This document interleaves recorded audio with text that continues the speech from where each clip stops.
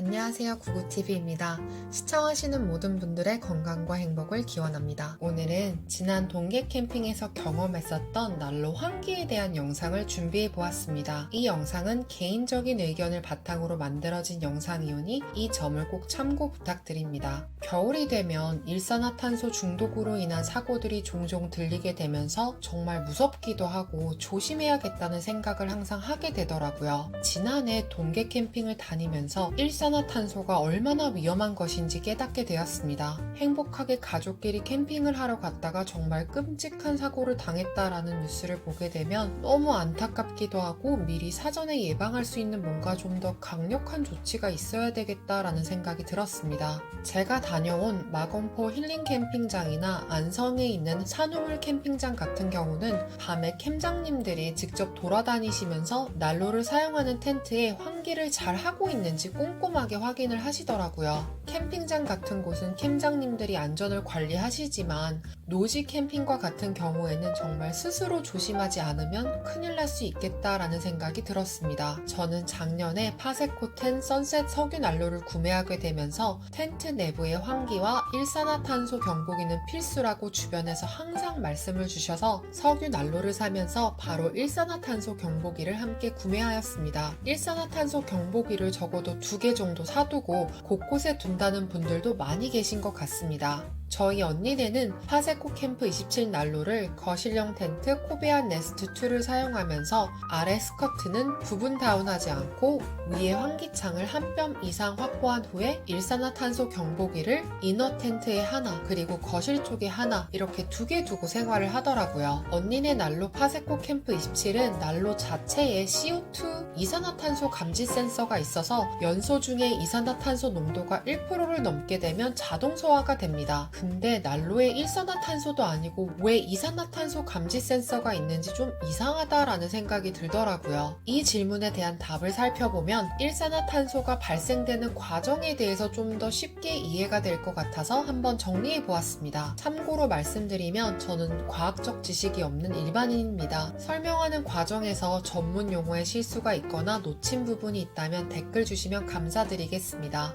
먼저 물질이 연소되기 위해서는 산소가 반드시 필요합니다. 제 수준으로 좀 더 쉽게 설명드리면 초를 켜두기 위해서는 산소가 반드시 계속해서 필요합니다. 밀폐된 공간에서 초를 두게 되면 산소 부족으로 초는 꺼져버립니다. 제가 사용하는 석유 난로도 마찬가지입니다. 석유 난로를 켜서 텐트 내부를 따뜻하게 하려면 산소가 반드시 필요합니다. 충분한 산소가 있어 석유 난로를 켜게 되면 완전 연소로 인한 이산화탄소와 물이 발생하게 됩니다. 충분한 산소가 계속해서 공급이 된다면 석유 난로를 켜두는데 전혀 문제가 없겠죠. 하지만 환기 없는 밀폐된 공간에서 석유 난로를 계속 연소하게 되면 밀폐된 공간 내부에 남아있던 산소들은 석유 난로의 연소로 인해 줄어들게 되고 이산화탄소의 농도가 짙어지게 됩니다. 이때 이산화탄소의 농도가 1%가 넘게 되면 캠프 27 이산화탄소 감지기가 난로를 자동으로 소화시킵니다. 이 자동 소화는 다음에 일어날 최악의 상황을 막아주는 것이죠. 최악의 상황이란 만약에 석유 난로가 자동 소화되지 않고 밀폐된 공간에서 계속해서 켜져 있다면 내부 공간은 이산화탄소 농도가 더 짙어지게 되고 산소의 양이 줄어들면서 석유 난로는 불완전 연소를 하게 됩니다. 불완전 연소는 불이 꺼지는 것이 아니라 산소가 부족해서 불꽃이 작아지면서 계속 타게 되는 상황입니다. 이 불완전 연소의 과정에서 이산화탄소와 물뿐만 아니라 일산화탄소도 더불어 발생하게 됩니다. 이때 발생하는 일산화탄소로 일산화탄소 중독이라는 정말 최악의 사고까지 이르게 됩니다. 일산화탄소는 그을음과 달리 색깔도 없고 냄새도 나지 않습니다. 산소가 부족할 때 발생하는 불완전한 연소로 일산화탄소가 발생하게 되는 것입니다. 일산화탄소는 우리가 숨을 쉴 때 폐 속으로 들어가게 되면서 산소를 전달하는 헤모글로빈과 결합을 하게 되는데 문제는 이 헤모글로빈이 산소보다 250배 쉽게 일산화탄소를 일산화탄소와 결합을 하기 때문에 헤모글로빈은 산소보다 결합이 쉬운 일산화탄소를 혈액으로 나르게 되면서 일산화탄소 중독 문제가 생기게 됩니다. 정리를 해보면 난로 연소 후 내부 공간의 산소 유입이 충분히 안 될 경우 이산화탄소의 농도가 짙어지게 되고 산소 부족으로 석유 난로가 불완전 연소를 하게 됩니다. 그리고 일산화탄소가 발생하게 됩니다. 이 순서대로 발생하기 때문에 캠프27의 이산화탄소 감지 센서는 일산화탄소가 발생하는 최악의 상황이 일어나기 전에 미리 그 위험을 차단하기 위한 것입니다. 이 과정을 알고 보니 왜 이산화탄소 감지 센서가 난로에 붙어 있는지 납득이 되었습니다. 갑자기 캠프27 난로가 부러워지네요. 저는 이산화탄소 감지 센서가 없는 캠프10 난로를 사용하기 때문에 일산화탄소 경보기를 항상 따로 챙겨 다녔습니다. 혹시 제 영상을 보신 분들은 아시겠지만 동계 캠핑으로 사용한 스페이스돔 S 텐트는 공간이 지름 3.6m에 높이는 약 2m로 작은 텐트이기 때문에 캠프10의 발열량의 경우 텐트 내부의 산소가 빠르게 소모될 수가 있어서 환기구를 살짝 추울 정도로 확보하였습니다. 바닥에는 그라운드 시트 반을 접어 스커트 아래와 바닥에서 공기가 들어올 수 있도록 하였고 천장에 있는 두 개의 벤틸레이션도 각각 한 뼘 이상씩 열어 확보하고 각 옆쪽의 창문들마다 한 뼘 이상씩 열어 두었습니다. 제가 사용하는 캠프밸리 스페이스돔 S 텐트는 아래쪽에 닫을 수 없는 강제 공기 유입창이 두 군데가 있어서 그쪽으로 공기도 잘 유입이 됩니다. 침낭과 전기장판 그리고 핫팩, 패딩 등 몸을 따뜻하게 할 수 있는 것들은 얼마든지 있으니 추위도 충분히 견딜 수 있었습니다. 처음에는 이게 도대체 얼만큼 열어야지 환기가 잘 되는 것인지 기준이 없다 보니 환기구를 열어놓으면서도 많은 고민을 하게 되었습니다. 이 정도 열면 다음날 눈을 뜰 수 있을까?